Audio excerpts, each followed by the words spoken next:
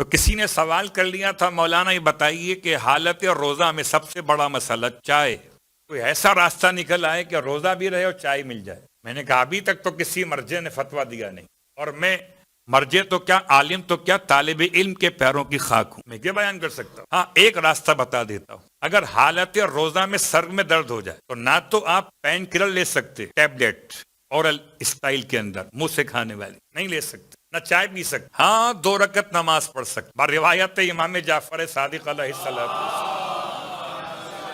2 رکعت نماز اسی نیت سے برائے دفع درد سر کے درد کو دور کرنے کے لیے 2 رکعت نماز بجا لاتا ہوں قربتاً اللہ۔ اس نماز میں کسی اور کو شامل مت کیجیے گا کہ سر میں صرف آپ کے درد ہے، اس لیے میں نے وضاحت کر دی کہ بسا اوقات ہم مستحب نمازوں میں اوروں کو شامل کر رہے ہوتے، تو یہ نماز سر کے درد کو دور کرنے کی نماز، 2 رکعت نماز پڑھیے، اور دونوں رکعات میں الحمد کے بعد 3 مرتبہ سورہ اخلاص پڑھیے،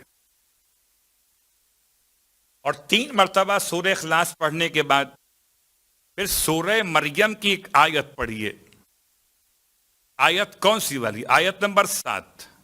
پھر بھی آپ چیک کیجئے گا جو الفاظ میں بتا رہا ہو، قال ربی انی وہن العظم منی واشتعل الراس شیبا وَلَمْ أَكُنْ بِدُعَائِكَ رَبِّي شَقِيًّا۔